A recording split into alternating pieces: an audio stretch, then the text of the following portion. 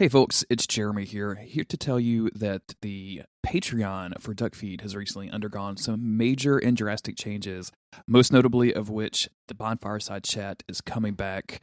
By the time you're listening to this, the first episode is already out on the Patreon feed, but if you are listening to this as it comes out and you've been on the fence, you should definitely go check this out.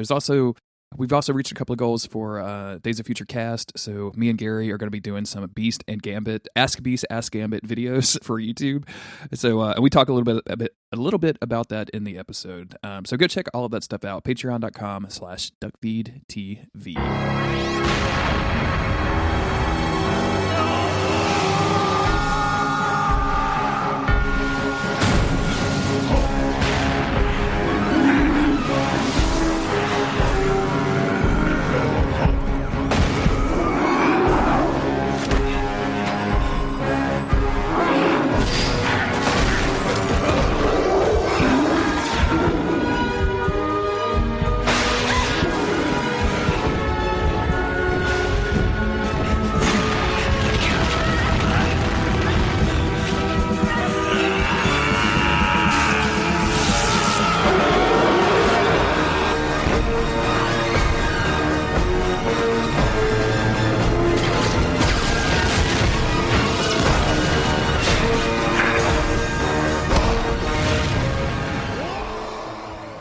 I'm Jeremy Greer. And I'm Gary Butterfield. And this is Days of Future Past. Oh, Jesus Christ. That's the second one in a row, Gary. I'm just going to leave that in. And there's a long pause there, too. It sounded like you thought about it for a minute and then decided to say it wrong. This is Days of Future Cast, the podcast where Gary and I are covering all sorts of mid-90s Marvel animation. And it's we're in the end of season 1 of the Hulk, the Incredible Hulk from 1996. And how are you today, man? I'm doing all right. Staying hydrated. Okay. Yeah, I got a pressure cooker. Hell yeah. And I made a roast, like an Instapot. An Instant Pot. Yeah. Because I want to cook fast and cheap and out of control. And so I have a whole bunch after this. I'm going to eat some leftover pot roast. Your boy pile of beef. Your boy Brian Wade was tweeting a pork chile verde recipe that you can make in an Instapot that takes like 15 minutes. That I'm gonna try out. I'm into some pork chile verde. So yeah, I'm going to have to. Chili means chili, and verde means life. I'm gonna. I thought that was Vita, but okay, sure. Yeah, I don't know. A green? I think it's a green. Yeah, I was making a Vita means life joke. Sorry. Usually have Brian Wade muted for all of his various crimes, but I'll unmute him temporarily to get his recipes, to get his secrets, or I'll just Google that fucking recipe. Yeah, or there's got to be like 15 million of those out there. Yeah. I don't have Brian muted. I have him blocked. We make, of course, yeah. We make. I say we. Autumn makes chicken broth in our Instapot.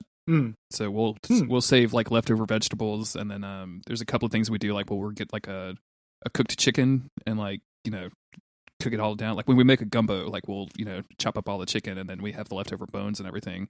Stick that in the freezer, and then put all that shit in the Instapot, and then. And like, an hour, you've got some delicious home done. That'd be awesome. Chicken broth. And it's really good to make with, like, it's not near as salty as the stuff you get at the store, which is really nice. So, oh yeah. Yeah. It's I'm pretty into it so far. And I love how it's kind of dangerous. Like, absolutely. This one's very safe, but in the 50s, like people died from this. I know, I'm way into that. I know you like your cooking reality TV shows as much as I do. Mm-hmm.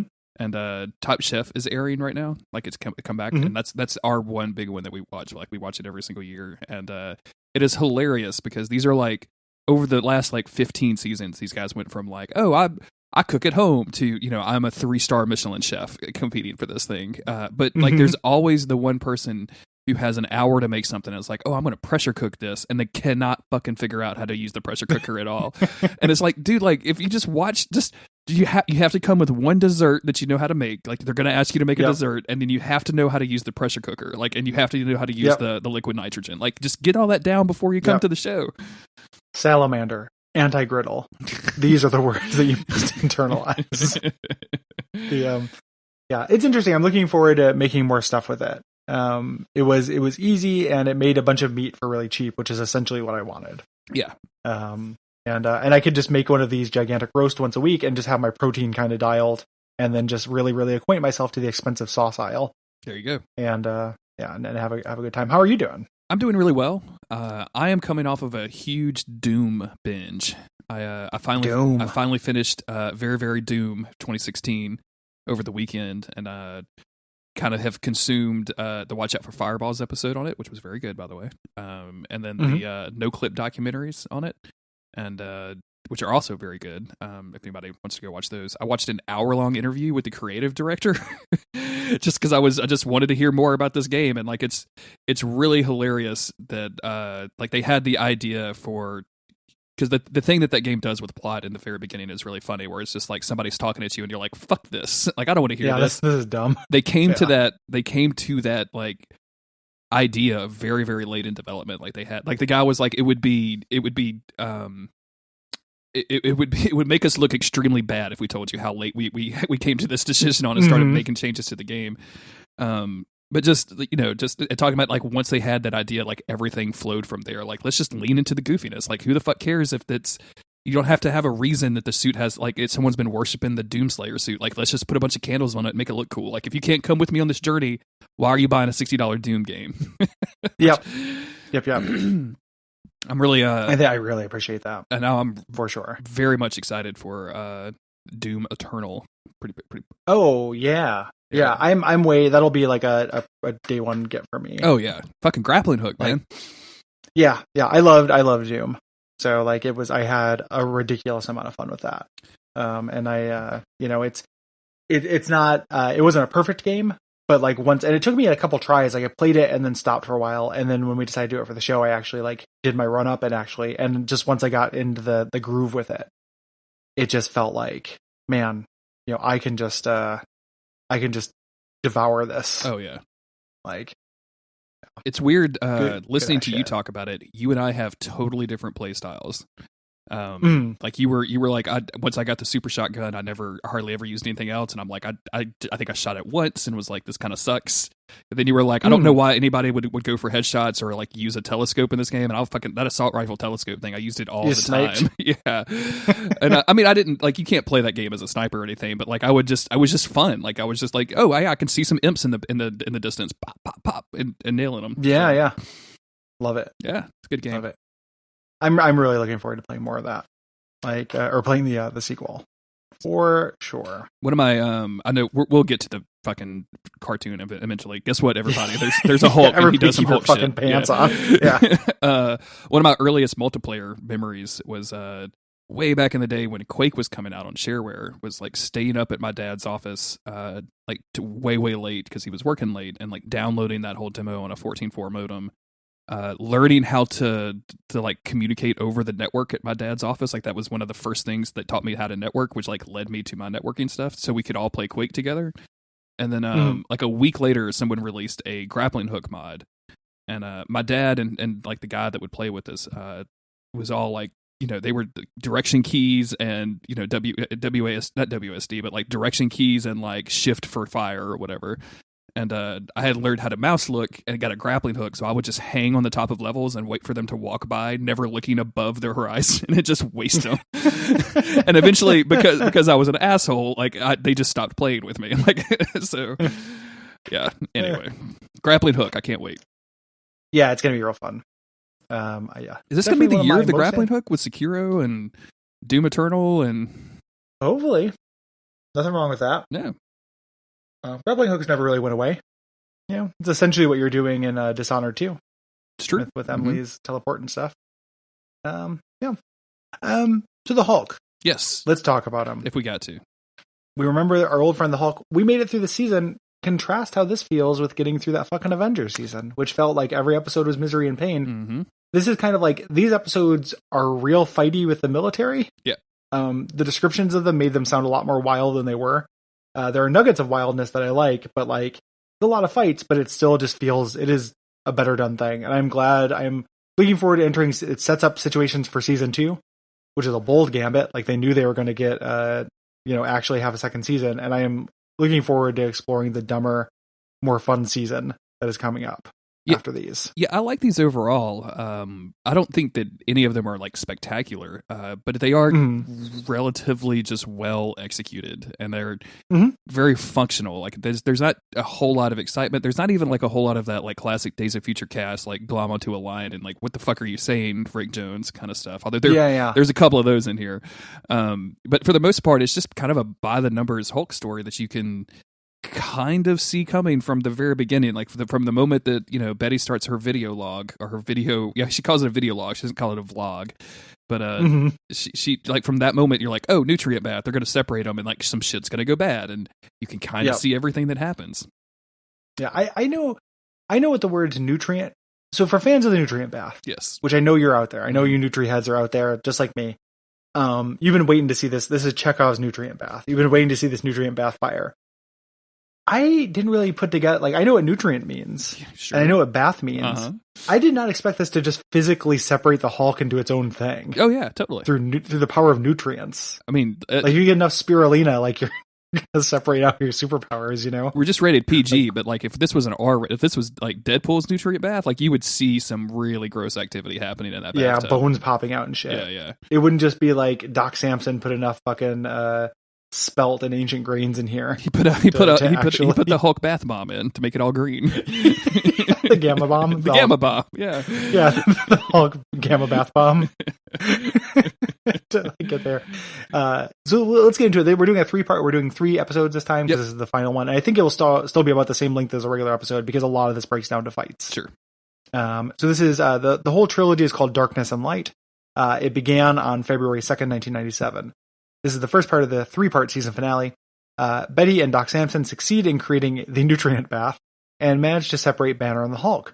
But when Jones tries to take the Hulk to be destroyed, Doc Samson rescues him, only to discover that he's unleashed a now mindless Hulk on the world.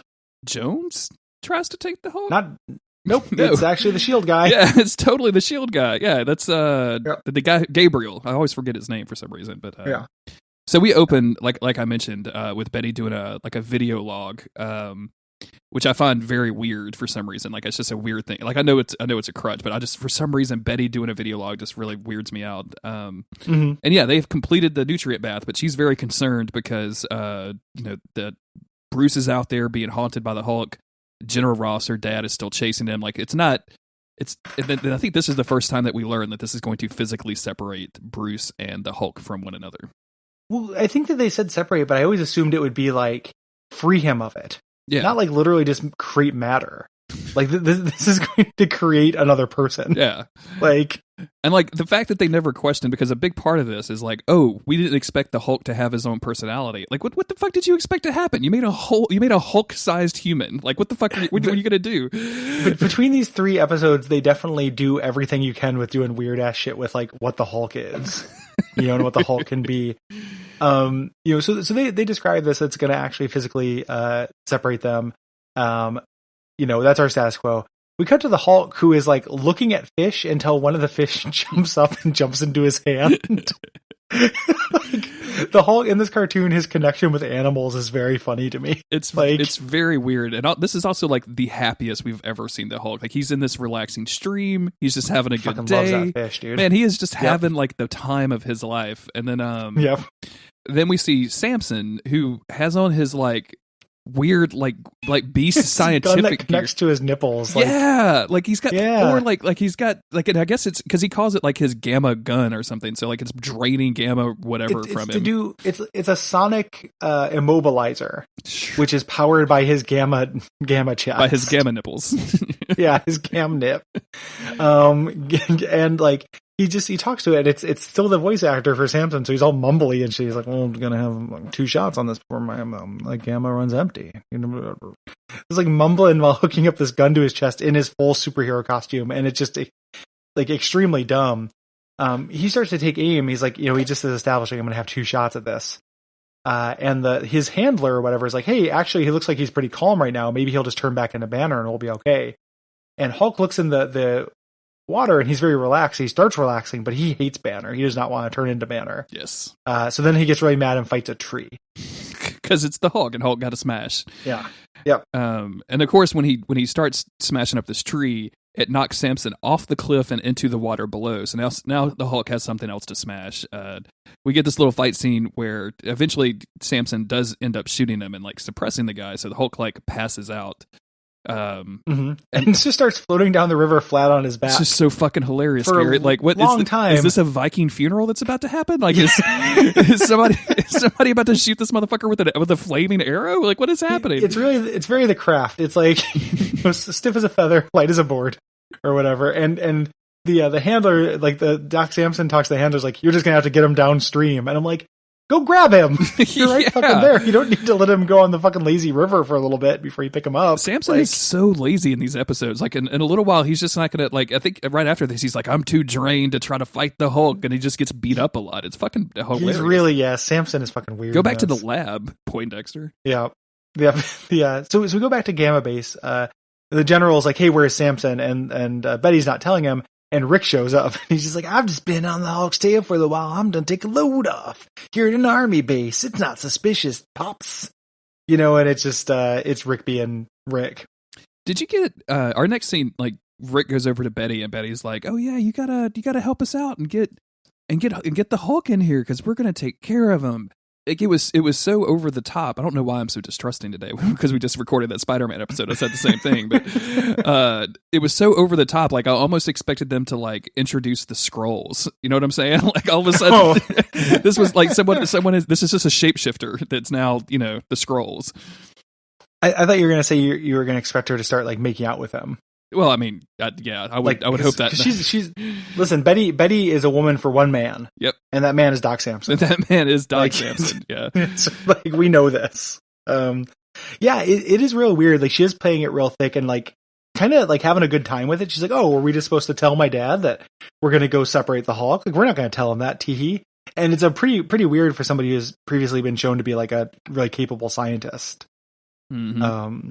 Yeah, it is real strange. I love the way they're carrying the Hulk back because they're carrying the Hulk back by just like tying a rope to all four of his limbs and hanging him on the helicopter. Well, they've got him in a chest cage, so I guess he can't move his arms, except he kind of can move his like bottom arms, and he can just like shake himself, which of course is what happens. He just shakes himself loose of this. Like anytime that they've carried the Hulk with the helicopter, it's never worked out right.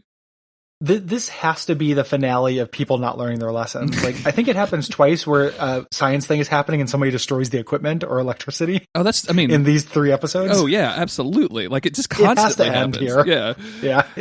It has to. They get it all of your system, guys.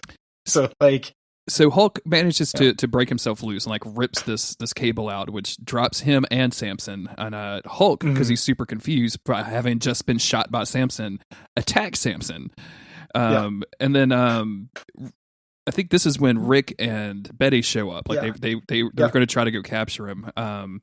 Rick tries to help out Samson and warns him that Glenn calls Glenn a 2-bit khaki lackey, which I think is a very hilarious turn of phrase. It's a very funny thing to say about the army. Occasionally Rick gets off a good one, Gary. I couldn't believe it. So Betty says, like, listen, Hulk, you're safe. But then Talbot, the colossal moron, like he had been mobilized before. Like Ross was just like, go get him. So he shows up and just attacks the Hulk. He's like, don't worry, I got this. Which is the other mistake that that guy has made so many times in this show. Very, very frustrating. Yeah, it's really dumb. And this next thing is fucking bonkers. So I'm glad you have this highlighted in the notes because it's very good. So, like Rick wants to go and stop this, but Samson is like, no, this is all the plan. You got to stick the plan. And I guess Rick's thing is to call up our old buddies like Scorps from the Mutant Bugs episode and like, they're going to attack the military for them. Like this is the actual, like, did they send this? Did they send the Mutant Bugs an email? Am I missing? I want to see some footage of communicating with Rick these can insects. Commune with them for some reason. Like every time Rick hasn't been on screen, he's been learning their language, learning their dances, getting indoctrinated into their culture. And Rick Jones can talk to these bug things. And he does. Like he just, this is the thing, because what do they call them? It's not the Gamma Gang, because that's the leader's like coterie of idiots. Like they call them something like the Gamma Crew or something like that. It's like there's a line, it comes later. I know I'm getting ahead of myself, but like Rick was just like, the Gamma Crew has been really good to us. And I'm like, they're enormous mutated bugs. Centipedes. Rick, what the fuck are you talking about? Like these gigantic centipedes and like praying mantises and shit. They've been really good to us. I love the I love it too, because like before, the last time we saw the mutant bugs, the gamma, let's just call them the Gamma Gang, I guess. We're gonna run into the Gamma Gang, dude, and we're not gonna be able to do it. Well, I have a whole other phrase for them, so we're good. Okay, good. Good, I trust you. But like the last time we saw them, there was like 6 of them, and like we go, like the camera goes to the cliffside, and there's like 40 of these things like hurling rocks at these 3 helicopters. It's fucking. Where are they getting the rocks? Did they have them set up before? It is the most powerful army on Earth. Yeah, it's the envy of the world's military. It's fucking crazy. Right here, and blows bugs through all of this military stuff, like just completely rips it apart. It's hilarious. Yeah. Hulk jumps up and pulls destroys Talbot's helicopter. He's trying to get out, pulls him out. He's about to summarily execute him, but he says like, don't destroy him. And Hulk is like, him just little army man. Like, because like later on, they're going to make a big deal out of the Hulk remembering her name. Yes. And stuff and speaking. And it's like, he's already cracking jokes about how this guy, is just is how he's puny. Yeah. He already makes those jokes. I guess the idea is that he has Bruce Banner in him now, so it's Bruce Banner actually going, just little army man. See, I think that's what they, because in my head, Hulk and Bruce have always been separate, like with 2 different distinct personalities. It was never like, Bruce has this like shitty, like aspect of his life that only comes out when he gets mad or something. Like I've never gone into that. So when they get surprised when they separate him and the Hulk is like still there, I'm like, I kind of figured that would happen, y'all. Like this just seems natural. So Betty and everybody like runs into the mutant cave. Our buddy Scorps locks it up tight. Talbot cannot find them because he cannot see like the very obvious rolled in boulder that there's into this. Yeah. Yep. This is where Rick says that the mutants have done a lot of things for them, done a lot of good. Yeah, they do a lot of charity work. Like what? They read to orphans and they stream on behalf of charities on Twitch, twitch.tv/Gamma Gang. Go check that out. Gamma mutants. They're streaming for Larva's play. Larva's play. Oh god. Oh, that's bad. That's terrible. They don't accept bits. They just accept nits. So they go inside, and after Rick kind of does his soliloquy about the mutant thing, Hulk immediately is like, "This is a puny tunnel. Hulk smash tunnel." It's so good. It's like he's like, she's like, "Come down this tunnel," and he's like, "Hulk tunnel puny, Hulk smash bigger," and I'm like, you're just mad at things that are small in general. They should have a villain for the Hulk that's a nanomachine, that's the puniest of all. Yeah, something that's so tiny like Ant-Man versus the Hulk can't smash it. Yeah, like be great. So Samson and Hulk sneak into the Gamma base with no like in between shot. Like if you feel like you have just like we just whiplashed you, or if I cut out 15 minutes of the podcast, no, we leave directly from Hulk smash puny tunnel to Gabriel driving down the entrance of the Gamma base and like looking in the rearview mirror and seeing Samson and the Hulk come out of a sewer grate. 2 of the most enormous dudes alive coming out of a sewer grate. That reminds me, the video game Arcanum was like this steampunk CRPG. Brayton has a thing where he made it, and he made his character that he always loved, which is Rogar the Ogre Rogue. Mm-hmm. And this is a real Rogar the Ogre Rogue kind of situation. Just a real sneaky ogre. Yep, a gigantic, sneaky man. So they're sneaking in there. Ross learns like the Betty is part of this, which like no shit. At this point, stop trusting your daughter. Talbot is investigating like some weird gamma usage and notice it's going to Samson and Betty's lab and says the phrase, "That's what us Hulkbusters call busted," which is really hilarious to me. That's where they do their bustin'. It's very bad. So they're and it's also the jig was already up. Like he didn't need to spot the gamma usage. He just saw Doc Samson and the Hulk sneaking in. I'll give you no guesses as to where they're going. Like you have to know. Why weren't once you found out that Betty was a part of this, why didn't you just have some guards in the lab with the nutrient bath? Like just go hang out in there.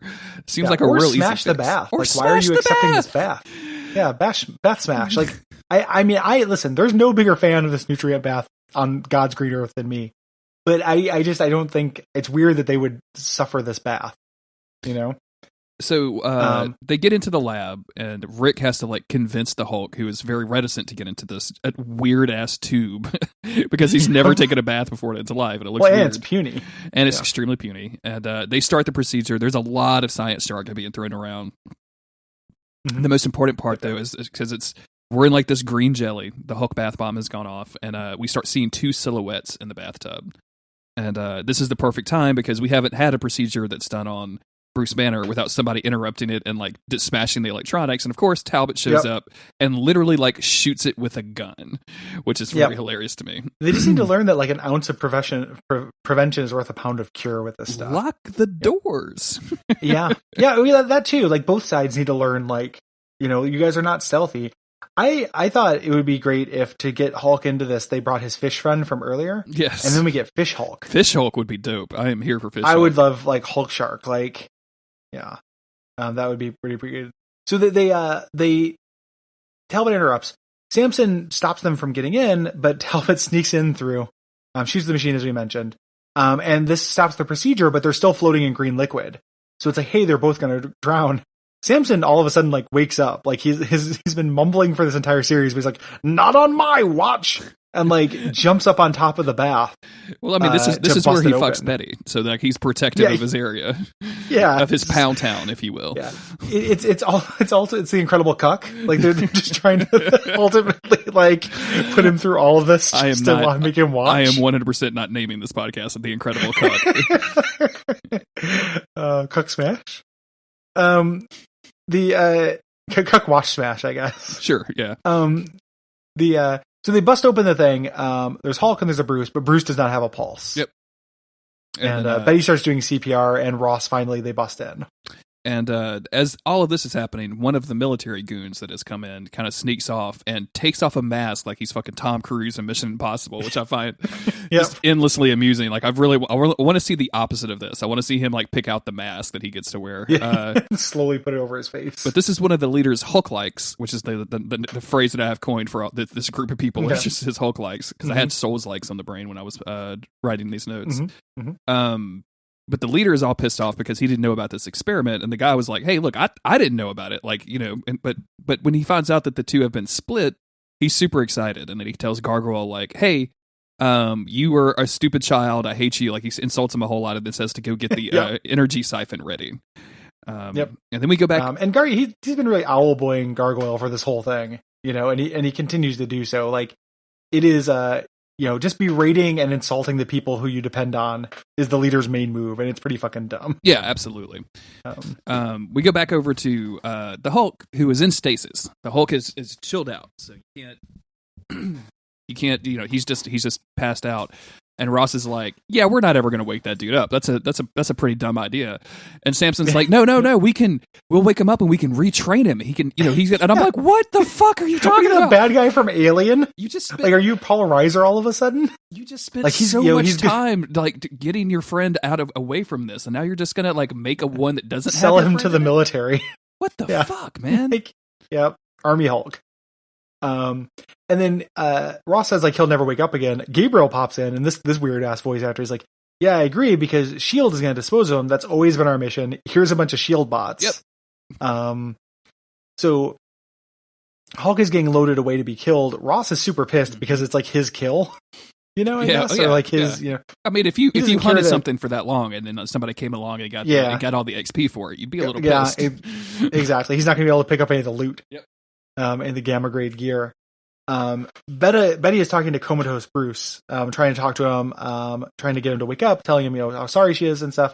And Rick shows up and says, like, you know, bad news, that S.H.I.E.L.D. guy got the Hulk, but Samson's going to stop him. And Samson does. He attacks the robot caravan of all these robots, gets a little Samson fight, which is kind of good. Like, I like how he fights smarter. Like, there's a part where he picks up one of the robots and uses it as a shield and then throws it at the guy. Like, you know, I like his non-Hulkness. I like that, but I also like the fact that he's so inept that the van just runs off of a cliff. Like, this is the you just killed the Hulk, like, basically. Like, you just fast-forwarded this whole process. Congratulations. Yeah. He's gonna train him to be like his little like secretary or whatever. So at this point, Shield starts sending out a SOS. Ross gets that and starts sending out some of his men. Of course, the Hulk wakes up at the bottom of this cliff and immediately starts punching Samson and then just runs away. Rick is still in the hospital room with Bruce and kind of pulls the curtain so that the cops can't see him, so the military police can't see him, and just absconds with Bruce's like comatose body, puts it on the back of a motorcycle, and literally just like drives away, like wheels away with this dude in a way that I have no fucking like what is happening right now? It's really weird. Yeah, right? I don't know why. Like the idea, because it wasn't like I think all it would have taken to set this up was for Ross to just be like, yeah, Bruce Banner is gonna stand trial for the crimes of the Hulk or something, and he'd be like, I have to get you out of there. But that never really happens. Like General Ross ends up being a really big part of the third episode of this, like goes off the deep end and stuff, but what he actually wants is very confusing. Yeah. At this point he's real pissed and it doesn't really like follow. And Samson wakes up and says, man, I really fucked up. Now there's just like a mindless Hulk out there hulking around. I shouldn't have decided to train him for military use. God, I am not a smart man. Help me put the pieces together. Where did I go wrong? When I physically separated this enormous, unstoppable monster from the only rational brain that could control it. Where did I go wrong? His fiance? What am I doing? Man. Samson, no. Samson sulk. So we move on to the second episode, Darkness and Light Part 2, where Hulk, now a mindless creature, the leader finally manages to capture him and take over his body, only for his plan to backfire immensely. Yep. And we have this framing device again. The Vlog brothers, the Vlog sister, is still vlogging it up, recapping the previous episode. And then we go to this nearby city, we see a bunch of people just running around crazy because the Hulk is on the way. And he's basically just doing Hulk stuff. He's smashing everything in sight and kind of screaming and doing that whole kind of noise. Back in the hospital room, Bruce wakes up, and in the 4 minutes that he's been passed out, he has grown a full beard. he's got some I thought serious... this meant that has the Hulk been rampaging for a month? Yeah. At this point, I thought the beard is supposed to be passage of time, but if so, Jesus Christ, call the Avengers. Do you have to shave every 10 minutes, Bruce? What are you doing? Yeah, it's a side effect of the nutrient bath. I got my now I'm full hirsute. I've got hair everywhere now. He wakes up, he's really, and Betty gives him the news, hey, you're actually separated. And he's super cool. And he's that's the only thing I ever wanted. It's oh yeah, but we the Hulk now just exist. And the death toll is in the hundreds of thousands. And it's well, shit. I feel less good about that. That's a bummer. We go back over to the town, and the local firefighters have figured out that they can spray the Hulk with a hose, and it will kind of piss him off a little bit. So they keep doing that for a little while until the Hulk picks up the fire truck and just throws it at a local bar, which I can... Yeah, if I was guest starring in this episode, I would be in the bar what the fuck just happened? I'm sitting right here trying to get a beer, man. This also shows up, and I'm just kind of scanning the notes to make sure it's not in here. And it might not be, but if I'm getting ahead, I apologize. Mm-hmm. He also picks up a monster truck. Oh yeah, that's definitely a little bit later. Yeah. Okay. I won't ruin it, but that's a real fucking weird moment. I mean, it happens, right? It happens in the same where he's going on this rampage, and it's when he sees the monster truck, he gets real mad at it, and the rednecks inside are like, "It's just the guys it's just a name. It's not really a monster. Don't take it personal." That would be if I saw somebody with a fucking pair of skates that said idiot skates or something like that. And I got real mad because I thought the skates were referring to me. I'm gonna take my podcaster wagon down to the shop. What'd you do? Man, I didn't call you an idiot. I just called the skates an idiot. I'm not. Don't take it personal, okay? It just means it's big, and it's real weird that they immediately make that intuitive leap. And two guys are driving a monster truck around. I don't know, man. They're not fucking fighting Trucules or the Dinosaurus or whatever, the Truckosaurus. There we go. It's really something. Have you ever been to a monster truck show? Yeah. I was very little. Yeah. I remember going and just remember not having a good time, and the food was bad, and it was it smells like diesel. Extremely loud in there. It's just the most amount of noise that I had heard at a young age. My old man, back when before my parents got divorced, so I was this was when I was very young. They got divorced when I was 7, so this is a real small times memory. But he used to he was into that shit, and we went to a monster truck rally, and he also he had an old car, he used to do demolition derby. Nice. Okay. Which I think is no longer a thing, but I just like remember like going there and watching him like run around and crash his car a bunch. What a weird thing to be into, huh? I don't know, man. Like, he's a weird dude. Yeah. It's super weird to abandon your kids too. Like, that's a weird. No, I get that. Don't tell me to come. No, I wasn't trying to say that like I was actually mad. It just there's a lot of things that are weird about my old man. Yeah, so, I'm only saying old man a bunch because I just played Final Fantasy X too. So just like gotcha. my very jacked like carny father. So the Hulk is trashing this town. Rick shows up and has a great line where he says, "Man, he's rocking and wrecking big time." And I'm probably going to have to remember to cut that in because Rick's delivery on this stuff is fucking insane. Yeah, he's having fun. The leader is yelling at his whole crew of Hulk likes for not knowing where the Hulk is, and they're all idiots. Like, it doesn't really make sense. He yells at Gargoyle because his siphon's not ready yet, and Gargoyle is playing a video game because nobody likes the leader, and everybody's fucking off at work with the leader. This is all very funny to me. Like, I love the fact that he's like Gargoyle is playing Brick Breaker on his on his gamma siphon machine. Like, I like the fact that he just like programmed fucking Like, it also has Snake. He put Drug Wars on there or whatever. It's a Nokia 3190. It has Snake, Brick Breaker, and you have to type in your text messages painfully, one letter at a time. This is where we see the monster truck thing. He's about to throw the monster truck away, like, and kill everyone inside. When Rick shows up, and then just like distracts him and kind of makes him mad, and then just does like an improbable amount of jumps in his motorcycle for the next like 5 minutes. It's ridiculous. Like, he's just there's one scene where it's kind of far out, and they make him look small. But the perspective makes it look like he's fucking jumping over the Grand Canyon. Like, it is fucking crazy. This is what he was placed here to do. Yeah, absolutely. Yeah. But eventually he gets stabbed by the gamma tank from the leader with all of his gamma buddies in it, his Hulk likes. Yep. And it's time for a fight. Yep. So the Hulk and the Hulk likes fight a bunch. It's like Dark Souls versus Lords of the Fallen and the Surge finally. Yep. And they eventually get him. They hit him with this thing called gamma tendrils, and it's like in any given episode of this, they can just come up with a new thing that totally neutralizes the Hulk. Yep. It feels like they never learn or like iterate on the things they've already done. We have to trick the Hulk into eating this gamma pasta, so he'll get gamma carbs, and he won't be so shredded. Let's make him gamma sleepy. Like, give him gamma tryptophan. Like, got to get that gamma turkey in him. Come on, it's Christmas. Yeah.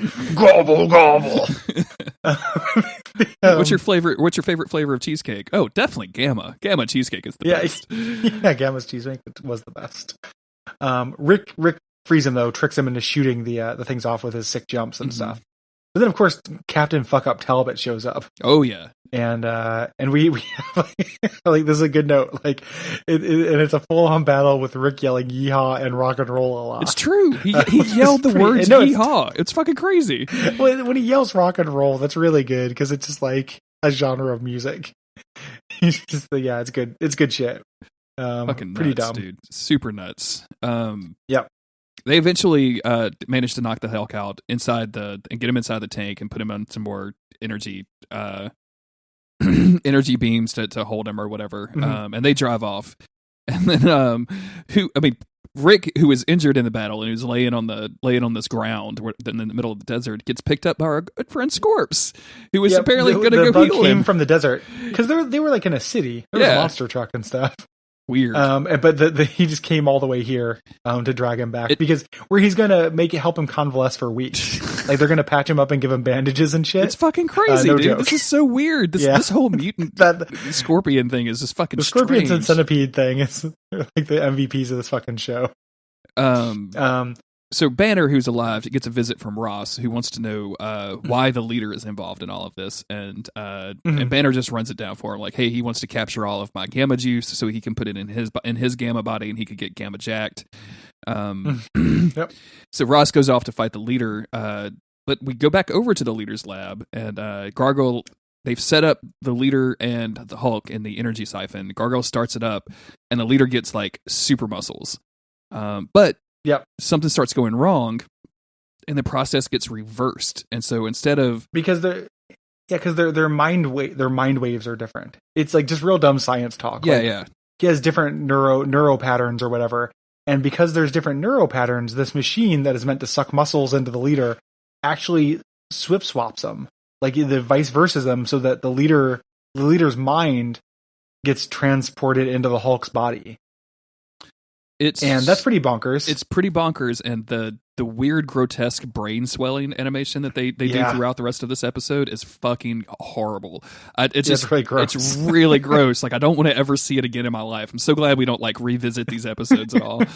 I love that one of the leader's first move when he becomes the Hulk is to put on a shirt. And he brags about it too. Later on, he's like, "Yeah, I'm not wearing his dumb purple cargo pants, so I'm dressed for success. I've got some spandex on." He's dressed up like an evil American gladiator, like a Nazi gladiator, is what he's dressed up as. Yep. And he's pretty stoked about this. He's so stoked he compliments Gargoyle, which is really nice.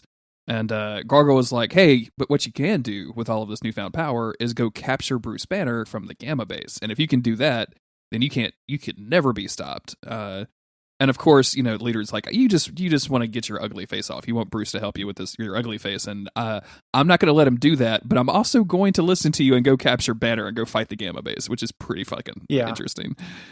He does not actually care, but he's pretending to for at least a brief second. The way that they move the sound between the Hulk's, like Lou Ferrigno's like weird deep Hulk laugh, and then go back to the Matt Frewer's like high pitched kind of laugh, evil villain laugh, is really weird and kind of good, right? Like I kind of dug that effect. Yeah, I like it. I think that it is, and also just like I like how much fun Matt Frewer is having. Yeah, here. Like he's clearly having a good time with this in a way that I think is actually pretty fun and pretty funny. So good stuff. Yep. Good stuff. So this is where we cut to Rick being nursed. Yep. By the insects. And when I say nursed, like they do the thing you mean that happens sucking milk out of the mutant's body is what you're talking about. He's literally nursing. Yes. Well, they're feeding him like a baby bird. Yep. They suck the milk out of one of the bug's nipples and then regurgitate it. No, they take the thing that like people have when a cartoon or like I Love Lucy or whatever, when they have a toothache and they have the handkerchief wrapped around the top of their head. Like the insects did that with their little weird chitinous hands and stuff. Where did they get bandages? Where did they get thumbs? Why did they wrap it around his, like, because what you're talking about is the bandage that goes like under your chin and then over your head, right? Yeah. Like the babushka. Yeah. Fucking weird, man. Yeah, it's extremely weird. The leader shows up at the Gamma base, and it's super good. Like Ross is freaking out, like and he says "Heavens to MacArthur," which is not an expression or anything, but he just really likes MacArthur, I guess. I love the leader being like, invulnerability, I'll take it. Like he's just like really, really into this, and it's pretty fun. There's a part where he says "leader smash." He's like, "Did I say that?" Like he's just having a really good time. This is his moment to shine. It really is. I really love it. Yeah. And Bruce is despairing about this whole thing. Betty's like, inside, Betty's like, don't give up on yourself. Don't give up on yourself. He's like, I'm not. Betty calls the guards in at this point. And locks him up. He's still gonna go out. Like he's gonna go out and try to deal with this himself, and they try to stop him. Yeah. Which is a bad idea, Bruce. Like not only do you have a fully grown beard, you are also incapacitated in a lot of other ways.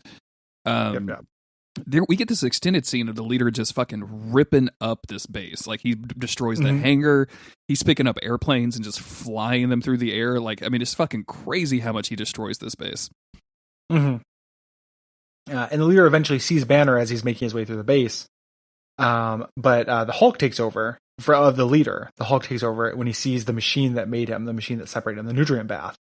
And starts attacking the gamma reactor, rather, the thing that originally made the Hulk. He starts attacking it, and the leader can't stop him. The leader loses control of himself.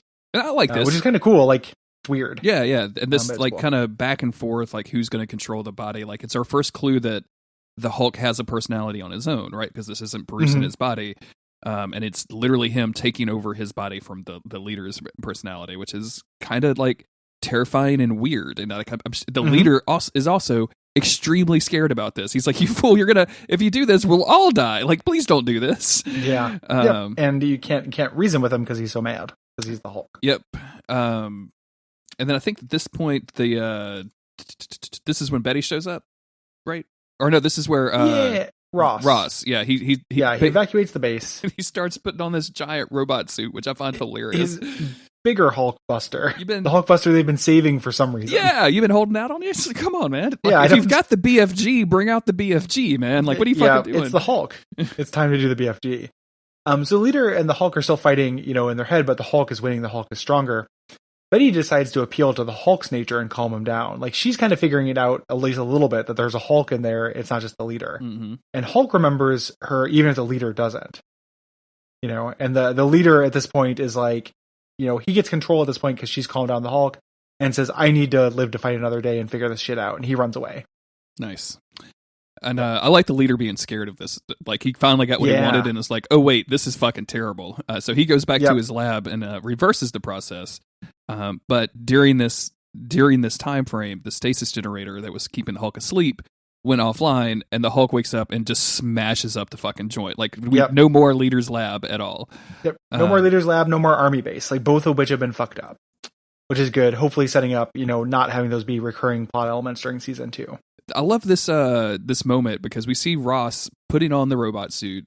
And then, like, he looks up and he's like, oh, "What are you doing here?" And then, like, literally the next scene is Banner in the robot suit. Like, I figured that why didn't they put this in the second episode, the third episode? I have no idea, but like, it feels really weird.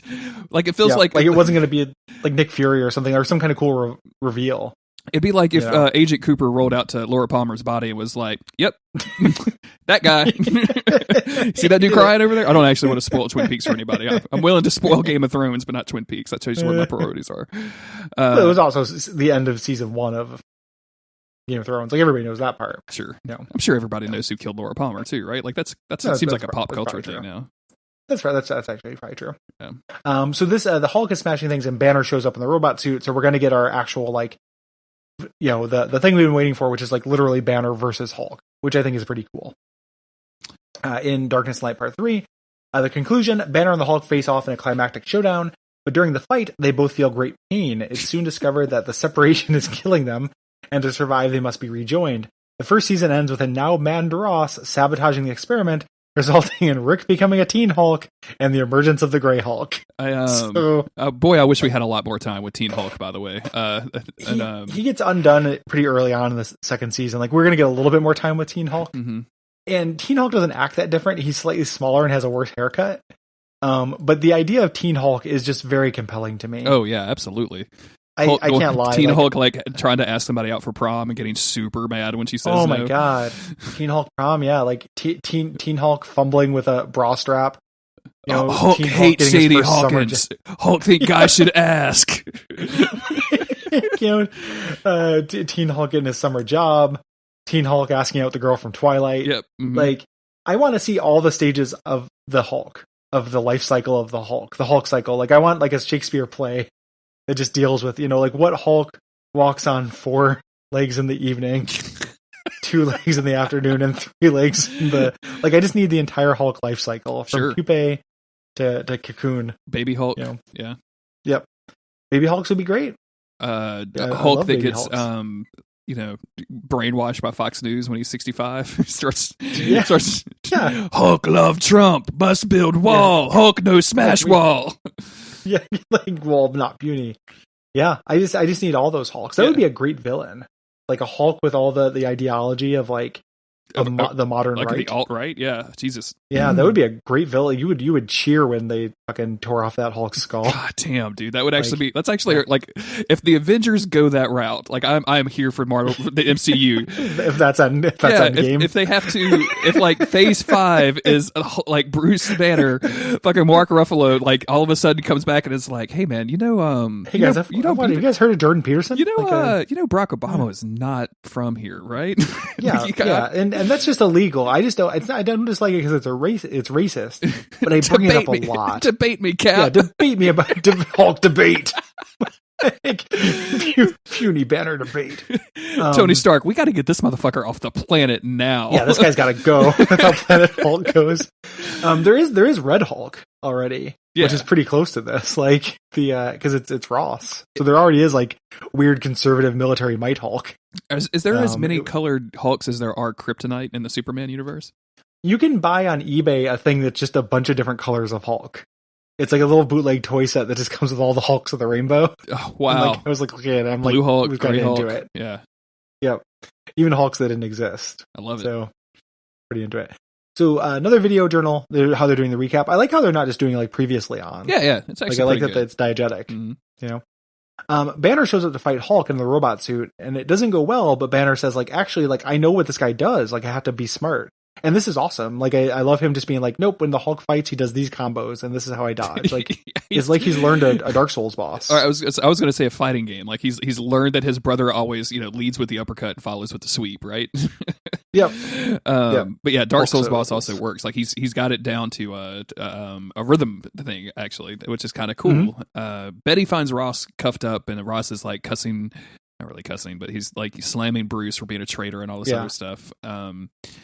Banner actually like gets the upper hand on the Hulk and like has him hanging from a cliff, but can't bring himself to kill him. Because he just doesn't. Go ahead. Never mind that would not kill him. No, the Hulk can survive falls. Yeah, I mean, like, and he's like nukes. He's like aiming like a gun or something at him. By the way, can we talk about this robot suit for a little bit and how its tiny weird arms and its big arms? I find it's got it's like a mech, right? Like it's a Jaeger from Pacific Rim or whatever. But like it would be like if it would be like the Gypsy Danger, it just had two little tiny arms that the humans were controlling coming out of its chest, like little T-Rex arms, like, and also its big arms. Like it's fucking. What is he controlling the big arms with? None of this makes sense. I don't know. Just his ears.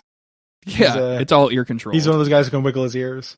I don't know. Yeah, it's a weird design, and parts of it keep slowing off. Where I'm like, the end of this, as parts of it are coming off, I'm just like, all it's going to take is the Hulk pushing his finger into your chest cavity, and that's the end of you. Yeah, you should be dead already. Hulk has very specific feelings for puny Banner. Like, it's not, and they're not unclear.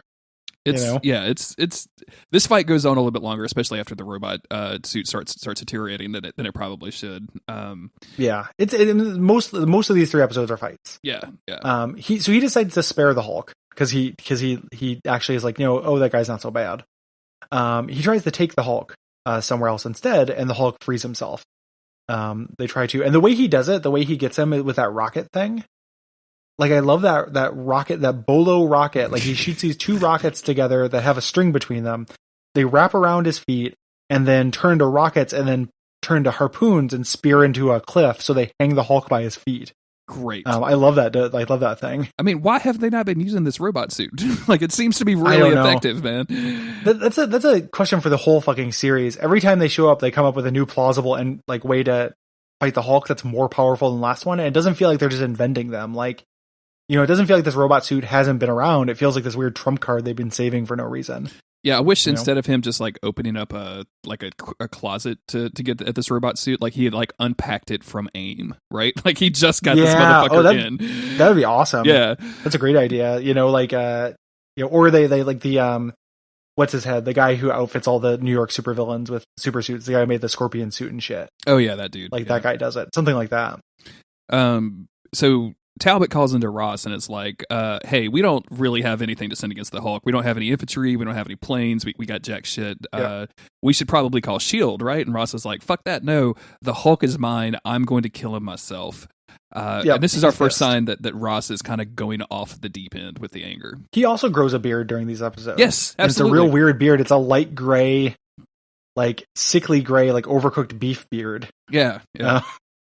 Again, I must have gotten some of that gamma hair lotion, some of the gamma shampoo. Yep. So, boy, do I love this next scene, Gary, because our buddy Rick, who has been stolen away by some mutant robot or mutant insects, wakes up and like there's this weird porn soundtrack, right? Mm-hmm. Like there's like it definitely sounds sexier than it should. Yeah. It's a little disconcerting. Like it's very strange and weird, but they're like trying to take care of him. They're like wrapping him up in bandages and like holding him, and like it's very fucking weird. Yeah. I don't really understand it. And this is all putting aside the fact that the insects were able to do any of that stuff. Any of this stuff. Yeah. Extremely weird. We go back over to dislike. Go ahead. I said dislike. Dislike. We we go back over to the Hulk and robot fight, and the Hulk is actually starting to kind of win, and he starts like literally punching holes in this suit. But Bruce whips out some lasers and has the catchphrase "Time for the Incredible Hulk to eat green." I think this is our second eat green thing from the show, and I'm just fascinated by it because it implies something very much that he's not doing. Like, he's not making anybody eat green; he's shooting a laser at somebody. If the Hulk punches you, you're eating green, right? Like, what? Yeah, I cannot say that I understand it in any respect, even a little bit. What is meant by this? Yeah, it's extremely dumb. Luckily, your good friend Talbot shows up and starts shooting at the Hulk as well. Because that's what he does, and it is, it's ridiculous. Starts shooting him, so Hulk tosses him in the air, because, he's got to go. Banner saves him, but has to sacrifice one of his robot arms to do it. And eventually he gets real mad and starts taking off his robot stuff. He's like, isn't that going to be the story where Banner killed you? And, like, throws off the entire, like, chassis of his robot suit, throws it at the Hulk. Yeah, and that actually works. It looks like it hurts the Hulk, but it's really some weird debilitating sickness. Like the Hulk kind of shrugged this whole robot chest thing off. But Bruce also has this. Like they both go down on their knees and like, oh shit, like we're both super sick. Yep. Ross shows up. He's got this weird like rainbow super gun and starts blasting the Hulk. But Betty gets in the way. Is this the same gun from the like early episodes, like the one where he like that was in beta testing that wasn't quite broke ready? The Hulk's ribs? Yeah. Or whatever. Was that a rainbow gun? I don't know. I don't think so. I don't think that shot rainbows. I just thought that shot blasts. It's kind of weird that it shoots rainbows, right? Like I'm not. Yeah. It's an odd choice. A little extra. I mean, I'm here. Betty gets blasted. Pride. Let's get into it. But I mean, no, I mean it's cool if that's like I have no problem with that as a thing. It's just weird. Betty dives in the way, gets blasted, but she's actually okay. And Hulk starts talking, and she's like, wait, you can talk? You called me Betty. And he's like, yeah. Like, why'd you lie to Hulk? And then walks away doing that thing, and it's just like, oh, what? Weird. Okay. I love the why did you lie to Hulk line a lot. Like, it actually is genuinely affecting a little bit. Like, I'm like, oh, wow. Mm-hmm. Like, Betty, you should feel like an asshole right now. Well, I would like it if it didn't already happen. Sure, yeah. Like, remember 3 episodes ago where we did that exact same thing? It just feels like the Hulk has a short memory about this stuff. But it is touching. It is sad that they have to manipulate the Hulk. And honestly, Hulk, the reason we're lying to you is because it's the only way to stop you from fucking killing people. We're lying to you because you're not smart enough to understand the fucking truth. Okay, like if you could, if you would read a goddamn book, even a fictional book, if you could read the fucking Harry Potter series, you would probably grasp Hulk, what we're trying to tell you. When we told you the elf on the shelf was real, it wasn't to hurt you. Okay, it was just so you could be a good boy for once in your fucking life. Fucking weird elf on the shelf bullshit. That shit creeps me out. The elf on the man. shelf, dude. Yeah. It's a fucking cop. So Hulk leaves. Ross chases him. Bruce collapses. He's very sick. Yep. They take Bruce back to the Gamma base, and Samson checks him out and says, this is where they say, he says Betty being near Bruce is better than any medicine he could provide. Also, he's dying. Yeah. Also, you're dying because the two are linked and they can't live apart from each other. Yeah. I actually have a doctorate in philosophy. I call myself Doc Samson, but I understand how that's a little bit misleading. I'm one of those guys. Mm-hmm. I'm not a medical doctor. Mm-hmm. My crystals cannot do anything for this man, Betty. Yeah. I don't know what else to do. If my gamma crystals don't work and my gamma ray doesn't work, I'm kind of out of it. Hulk is in the desert and collapses and gets drug away by something. We don't really see what. And then Betty makes the insane decision to be like, hey, you know what? It's time. We need to get married. You're going to die today. Yep. We're getting married. You're going to die. I need to make sure you die. I need to listen. I can't get off unless I'm a widow. If Cuck is going to smash, you need to be married so I can fuck Doc Samson on your fucking tombstone. We got to do this. It's going to happen. Yeah, this is the only time. I'm pushing 40. This is the only time it's going to happen for me. And this has been a fantasy for a long time. And I want to file my taxes married just to get the benefits real quick for this year because I'm having a rough time. And then I know you're going to die, but it's cool. We have to get married. The Gamma Base has good insurance. With Hulk insurance. I wonder what kind of insurance you get if you're married to a Hulk. Probably none at all. State Farm's going to flip you the fucking bird and tell you to go to the general.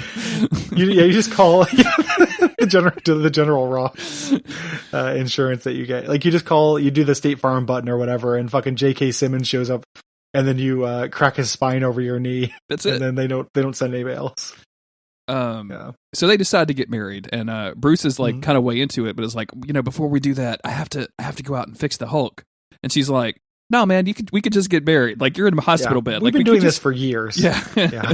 You're not going to get the Hulk. Meanwhile, in again, the 45 minutes it's been between the last time we saw Ross when he started chasing the Hulk, Ross has gone totally fucking bonkers insane. He ate some psychedelic mushrooms. He's grown a beard. He's living the intro sequence of the cartoon, but reversed. Absolutely. Yep. So it's about him. So he's seeing Hulks everywhere. He's shooting trees. He's shooting his own men.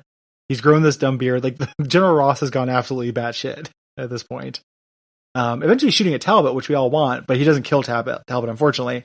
Talbot's like, no, it's me. He calls back in. He's like, I found Ross. And I'm like, okay, well, we're just at the wedding. We'll see you there. What? What? The what? The army wedding. So they head back there, and Ross is like, take me there to the wedding. He breaks in. He's like, I'm going to make you a widow, or like something. He says like a really dark line. Yeah. About killing Bruce. And Betty is like, yo, you were so fucking insane. You were brandishing a gun at my wedding. And I wish you would have responded with, what wedding? This is not even a Las Vegas chapel, girl. Like, all I see is a bunch of Hulks standing around. Are you married? Nice day for a Hulk wedding. Nice day for a Hulk wedding. Nice day to gamma ray. Gamma again. So she says, like, she actually calls him out for once in her fucking life, which is good. Like, just like, hey, everything that bad that has happened is because of your obsession with the Hulk. We had him multiple times. We were going to fix him multiple times, but your idiots kept fucking cutting the electricity. Just let this go. And Bruce, of course, because he's dying, collapses. And they even, Talbot has this moment where Ross looks at Talbot and he's like, you're on my side, aren't you? And Talbot's like, no, man, you're fucking crazy. You try to shoot me in the desert and you grew a beard in 10 minutes. We need to get you some fucking help. You've got gamma beard. So Samson comes in and goes, yeah, Hulk's and Banner's bodies can't be separated. And Betty's very upset because the Hulk has to come back. But Samson's like, no, I can join them back together. But it's super risky and probably fatal. And then also we'll have the same situation we've been trying to avoid this whole time. Yeah, can somebody put a backup generator on the backup generator this time so that when we do this procedure, it doesn't blow up in the middle? Yeah. Betty tries to steal a helicopter to go chase after the Hulk because she's the only one that can get him back in. But she's caught by Gabriel, the S.H.I.E.L.D. agent. And he, they have kind of this exchange, and she's like, I'm the only person that can bring him in. And he's like, okay, cool. So they go fly off together. Yep, he's having his like hero turn. Mm-hmm. It seems. Back in the cave, Rick has been wrapped up like a mummy. They're actually continuing to medicate him further and further in kind of a horrific way. They're trying to get his muscles to atrophy, so they're like nice and tender. Is this a misery situation? Is that what's I don't know. Are they Kathy Bates in this dude? Kathy, like what a worse. It's like a mimic. Like if you're Kathy Bates and you misery somebody, and it turns out to be Rick Jones. And he's just like, it's cool, break my legs, I'll hang out. And you're just like, no, actually, it's okay. You can go. I don't need to know how the story ends. No, it's cool, I'll tell you. No, it's good. Like, I'm good. Here's a cane. Yeehaw! I like this poison you're feeding me. Give me this. It's just soup. It's just chicken soup, so you can get better. So I can leave you at the bus station. It's soup, so you can go. It's a pain reliever, and you gotta go. You gotta go, son. Cannot do it. Crazy. The bugs that took, so they bring the Hulk in because those bugs are really wide ranging. Like they're everywhere in the United States, apparently. I mean, they're bugs. They move at 7,000 miles per hour. That's how bugs do. Yeah. Especially giant centipede ones. You ever been chased by a wasp? Because that's how fast they move. They bring him in. Rick convinces this giant mutant snake to carry the Hulk to the main road in a litter. I mean, like, so it's fucking crazy. Like, he's like, what do you mean? Oh, all of the gamma bases exploded. We can't access the sewers. We're going to have to do, like, Snakesy, or he calls him some fucking weird name. And, like, they literally put together a litter and start dragging Hulk down the road. Like, not through the desert, down the fucking road, Gary. It's crazy. Yeah. Just imagine, like, driving by that. oh shit! What was that? You look back and like Rick's got his thumb out, and you're like, "Fuck this, I'm out." Yeah, definitely. I know I could get a lot of likes on Instagram if I took a picture of this, but it's not worth it. Hunter S. Thompson drives by and is like, "Nope, nope, nope, nope, I'm good." So they carry in there. Gabriel backstabs Betty. Yeah, they show up and tries to. Yeah. They show up and find but the mutant. Yeah. Mutant insects defend, or they can take out S.H.I.E.L.D. at this point because they are the most powerful paramilitary organization. They're easily the most States. effective. Like between the leader, between S.H.I.E.L.D., between the military, and between anybody else, they're the only ones that have survived unscathed. Thor, the Fantastic Four, Iron Man. Like out of everyone we've dealt with, the Thing. Oh, it's good. The insects are definitely the strongest. So Gabriel's about to just keep fighting the Hulk, but Betty's like, he's like, those are my orders, and she's like, what about your decency as a human? And he goes, okay, sure. For the first time in the entire series, like him and Talbot decide like they're not monsters. I mean, this requires so much of a character turn for Agent Gabriel, who is an agent of S.H.I.E.L.D., like has orders to dispose of this dude, and like it's the S.H.I.E.L.D. don't fuck around with orders. You know what I'm saying? And so it's so weird that she's just like, but shouldn't you be a good person? And he's like, oh yeah, totally. Let's bring him back to the Gamma Base. I never thought of it like that. Yeah. You guys, shit. So being a good person in this example is taking him and this like corpse of a man that you tried to marry and sticking them in the nutrient bath and putting them back together somehow. Okay, sure. Yep. That definitely seems I suppose. that definitely seems like the high road. It's ridiculous. So they're going to go squish them back together. They're doing the procedure. Betty is distracted. She's like, I would gladly give my life to stop his pain. This, which is like, I guess, that's your duty as a new wife. And they start the procedure for better, here. for worse, for Hulk, for poor. something old, something new, something Hulk, something blue. So Rick sees that Ross is sneaking in. And Ross decides to sabotage the equipment because we really got to get this out of our system, guys. We have to stop this. Every single time. It always leads to worse things happening. I think it's literally happened 8 or 9 times in the series so far. Like, it has to stop. She-Hulk, come on board and stop this shit. So this causes a big explosion in the lab. And in kind of a nice little inversion, Rick sees him and he's kind of sacrificing himself for the Hulk now. The same way that Bruce Banner sacrificed himself for Rick. He tries to stop Ross, but Ross can't. Ross actually overthrows him because he's a military man, throws him into the nutrient bath, and then now we have Teen Hulk. And Teen Hulk jumps out, like, says Cowabunga or something, and just jumps out the window and leaves. Like, we're going to get more Teen Hulk later. We didn't get it this time, sadly. Bruce pops out of this nutrient bath looking pretty okay, though. But he tries to chase after Rick, and he gets to the cliff, and he starts transforming into something, and it doesn't, like, again, the animation on the transformation effects are actually good enough to make me get grossed out. So I'm kind of into that. And he turns into what we're going to see is the Gray Hulk, even though we don't really see Gray Hulk very much at all. Like, immediately we go into a kind of like a Betty feedback thing, like not a feedback, video blog. Yeah, thank you. Yeah. And as she's talking, Gary, she remembers that scene from the very first episode where like they're at the tree or whatever that we thought that was definitely a dream sequence at the time because General Ross comes up and like sprays them with bullets and that's fucking insane. But like, yeah, she definitely remembers that, which I found very strange. It's in canon. Fucking weird. And the setup here, like Gray Hulk can talk. Like Gray Hulk is more intelligent. Yeah, do we know anything about that yet? The show doesn't tell us any of that. Yeah. No, not yet. They just keep showing him, and there's lots of weird wipes where his model grows and shrinks and stuff like that. Just to kind of be trippy, like generally trippy. My memory is that this is like Bruce. I don't even remember if it was Bruce, but just like a Hulk that's not stupid, basically. Yes, smart Hulk. We're moving in because he eventually becomes Mr. Fix-It. There's a Mr. Fix-It episode where he becomes a mobster. Perfect. In the second season, which I'm greatly looking forward to. Mobster Hulk. That's going to be. Can't wait to see Mafia Hulk. That's going to be really great. This is Magia Hulk. I think, like I said at the beginning, like these aren't terribly exciting. Like everything that I want to happen is with the mutant scorpions because I think that's fucking hilarious. And then like the last 10 seconds when we get Teen Hulk and Gray Hulk, like I could have done it not without any of the rest of it. So. Yeah, for me, like as an adult, that's where I'm at. Mm-hmm. If I put myself in the target audience for this, kids cartoon that we're treating seriously, like these would have been some of my favorite episodes just because there's a bunch of action.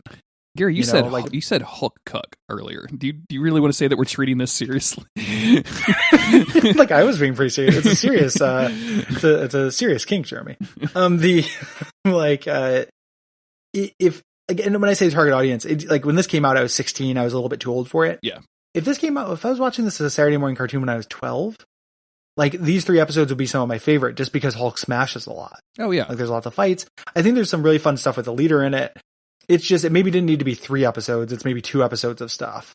I did like the fight between the Hulk lights and the military. Like that's kind of grand on a scale that I thought was a lot of fun. It's good seeing the Hulk busters actually bust a couple of Hulks, you know? My 2 favorite fights are that, and then I liked the Bruce Banner versus Hulk, like, I have to be smarter than him fight. Yeah. Mm-hmm. And he's, like, doing a lot of, like, ducking and weaving, getting under his legs and stuff like that. And I think it's a cool execution on the theme, I guess. Yeah. You know? So, you know, sets up an exciting status quo. I'm going to be interested to see how they roll She-Hulk back in to this stuff. And I am looking forward to a sillier, dumber season 2. You know, I feel like they have, I don't know if they're going to stick with it, but it does feel like they've dispensed some of the like serious elements of this. Like the leader's science cave has been destroyed.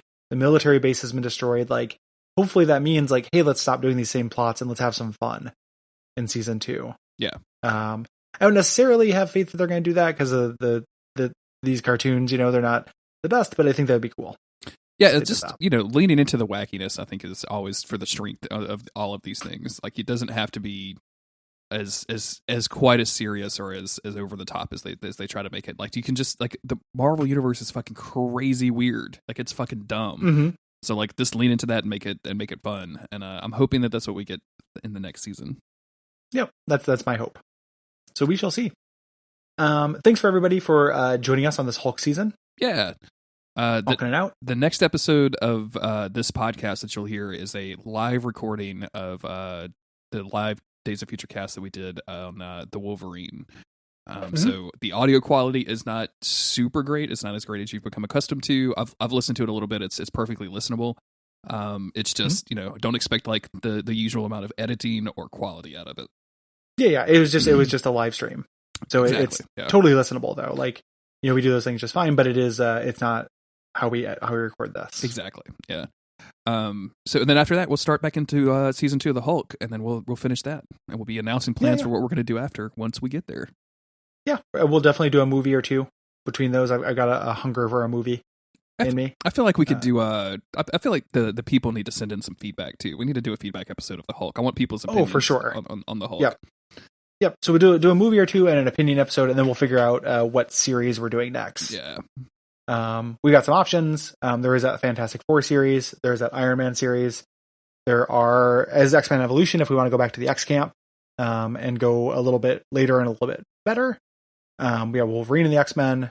There are a couple of other Avengers cartoon. I don't want to do an Avengers cartoon for a little bit, even though they are better.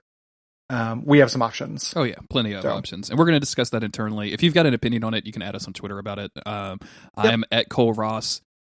Gary is at Plumber Duck, and then you can just tell them, tell both of us exactly what you want to hear on Days of Future Cast. I think that and tell us what we're doing wrong. Yeah. Just like through those handles, like detailed descriptions of what we're doing wrong. Gary, we did a feedback episode recently on Monster of the Week, and we had spoken not badly about a character, but we had not liked a popular character from the season that we were doing feedback on, and a guy wrote in his 5-point plan about why we were wrong about this character. And it was all in good fun, and like Autumn saw it, and Autumn saw it, and she was like, "Oh yeah, you need to read that because I agree with that dude because you were wrong about Benny." Okay, but yeah, it was very funny. But it just please send us your 5-point plans about how we have been doing Days of Future Cast wrong. But only to at Cole Ross and at Plumber Duck. Absolutely, yeah. I think it is like I'm glad that person was kidding.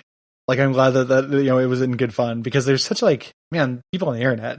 It's talking about the Cole like on a thing. I don't want to go into a whole thing, but one of the weirdest things that's been happening to me a lot is people just coming to me through searches on Twitter, and like obviously it comes up with video games where I'll be like X about a video game, and then someone just who searches that video game from time to time to start fights with strangers like will do it. But it happened with me with Iggy Pop. Like somebody asked me a Curious Cat question about what I think of Iggy Pop, and I'm like Iggy Pop's okay. I don't listen to it very much. and a lady who runs an Iggy Pop Etsy store and blog responded to me just to tell me that she does like Iggy Pop. It was like, what is happening? Like, how do you guys not know how to use Twitter at all? Man, that's so weird. You know? Like, I can't imagine. Like, I think like everybody does that put stuff out on the internet. Like, I'll do searches sometimes for Days of Future Cast or Monster of the Week or whatever. But like, if I just saw somebody in the wild just randomly talking about a thing that I like I could not ever. I mean, can you imagine that being like if I saw someone that was like, you know what, I didn't really like Bonfireside Chat that much, and can you imagine me coming out of the fucking woodwork? Well, let me tell you why you were wrong about Bonfireside Chat. That's fucking crazy. Yeah, extremely strange. Like, really, really weird. I was trying to find it. I cannot find it. It's one of the weirdest things that happens. And I went to their blog, and it's like a bunch of weird Etsy art of Iggy Pop, like just drawings of shirtless beef jerky Iggy Pop. And I told Cole about that. I was like, look at this weird thing. And his response, which I really liked, was like, boy, you really dodged a bullet. You almost died without knowing what that woman thought about Iggy Pop. Like, yep, I did it. Damn. Finally. Yeah, that's basically, second place when you're talking about life. Yeah, it's exactly. I can finally get into heaven because I know what this lady thinks about Iggy Pop, who just searches Iggy Pop and says that she likes him whenever anyone says anything about him. I wasn't bad-mouthing him or anything. It was just, the fact that it came from a curious cat makes it extra weird to me. I'm sitting here trying to summon any sort of opinion about Iggy Pop, and like the only thing I can come up with is I kind of like the Venture Brothers parody of Iggy Pop. Like that's he's great in that. That's basically it. Yeah. I did not have strong opinions. I did not have enough opinions to start an Etsy store. So, well, you didn't, but now you obviously do. So, you want to end this podcast and hit Etsy and try to put her out of business? Yeah. Maybe an Iggy Pop shaped oven mitt will change my mind about the musician known as Iggy Pop. Fucking A, yeah. I'm into that. Yeah. Anywho, if you like the show, the best thing you can do is support us on Patreon. Patreon.com fans of the show. Iggy Pop fans. Yep, iggypopovenmitt.com /Duckfeed.tv. This is the first time we've recorded since we've done a really massive restructure. Oh yeah, absolutely. Of the Patreon. It's gone really well.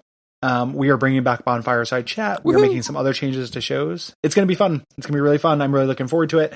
Talking about the first game we're talking about is Immortal Unchained, and that is at $5 backers get that show. And also, $10 backers, we also recorded in this session we are doing Duckfeed Presents episodes once or twice a month. And these are just kind of special, less edited, kind of off the cuff, one-off things. We don't want to do a whole show about it. So me and Jeremy did an episode talking about the Marvel Spider-Man DLCs. Yeah. So that's probably something that we wouldn't do a full episode of Days of Future Cast on that like we did for the game, and it doesn't really fit like in the network. I mean, maybe like somebody would talk about that on the level, but like you and I talking about that since we talked about the game, I think that fits really well. So I'm looking forward to being able to do like smaller stuff like that. Like I don't think that like you guys probably won't get around to like doing a WAF on Marvel Ultimate Alliance 3, but I can guarantee you, me and you will have opinions about it within the first couple of weeks when it comes out. So like I'm looking forward to just bullshitting about that without having to like dive deep or anything. Yeah, that's actually a great idea for something that we're gonna do that with. And I think Will might end up playing that as well. Like we have kind of a crew set up for it possibly, and I will definitely have things to say about it because that's one of my all-time actual video game favorite franchises. Can you please stop shoehorning Will into every podcast that we do together, Gary? Just like Will. I like Will. I think he's funny. Yeah, but go check out the patreon.com /DuckFeed.tv. It's a very good place to be. You get all sorts of cool stuff with the new restructure. And yeah. Oh, and we met a stretch goal that we need to talk about on the show. Oh shit. Yeah. So one of the goals that we had on there is to basically we're gonna get Beast and Gambit to answer your questions. Do you remember what the Curious Cat URL to that is? I'm looking it up right now because I looked at the questions again last night and we have a bunch of them. Yes, the last time I looked, we were at like 16 and there were some fucking hilarious questions. But in the show notes of this episode, I'll put a link to the Curious Cat so you can go check that out. Basically, Beast and Gambit, I'll be playing Beast, Carrie will be playing Gambit, are going to answer your questions about anything and everything on video. So this is going to be. So, is this patrons only, or is this just going to go out to YouTube? No, I think this will just come out. There'll be links to the Patreon and stuff, but we're just going to put them on YouTube. I don't think they need to be private links. Yeah, that's what I figured. So if you want to ask us a question, or if you want to start watching these, my suit is on the way. I have Yep, bought a mine suit. is as well. So I'm waiting for my suit to be delivered, and then we will start recording all of that stuff, which I can't believe I just said out loud. We're regular Betty Rosses with our intro vlogs. I have a friend of one of my other podcasts, and she does makeup special effects tutorials, and she's like, "Oh, I could totally make you into a beast," and I'm like, "Okay, cool." Goodness, good. You're gonna want to record those in batches. You're gonna want to do like all of them at once. Oh yeah, if I put on a bunch of blue, like if I go all out, it'll be like 50 at one time to get us through a fucking year. Yeah, it's the So yeah, definitely check those out. We'll put the Curious Cat link. I can't find the exact thing, but we've got a bunch of questions. We'll just be doing those, once a week. We'll throw those up, and it's just short videos, just answering your Q&As to those two characters. Is it, and I'm extremely based excited. on the Twitter? Is it just DOFC podcast? Yeah, it's just DOFC podcast. Oh yeah. Yeah. Oh, it was that because we're going to create a different Twitter, and then we didn't. And yeah, you're right. Yeah. So curiouscat.me/DOFC podcast. There you go. So check that out and submit questions. Absolutely. For those things. And do it, and hey, and everybody, do it anonymously. I don't want your names attached to these motherfuckers, okay? Get weird with it. Yeah, get weird with it, but I also want you guys to, I do feel like there's a weird line where it's like, you don't need to make us say anything. Like, we can be gross, but it has to be the kind of fun gross that we do on Duckfeed, not the kind of gross that's about, like, let's not get Sergeant Hatred in this shit, We don't need to do that. So everything but pedophilia is what I'm hearing. Yeah, no crimes. Anything that could reasonably happen between consenting adults. Mm-hmm. Yes. Anything that is criminal and desperately immoral. No. Nice. I would say. But hit us up on those. Those will start trickling in as soon as we get our costumes. Like my costume is on the way as well. Yeah. And I'm just planning also to record a huge batch of them. Oh yeah. At once. We're just gonna I've got a funny way to start, I think, so I'm pretty excited about starting it off and doing the thing. So it's gonna be great. This has been really lengthy. Thank you everybody for listening. Patreon.com/Duckfeed.tv, and we will see you next week or in 2 weeks. Good night.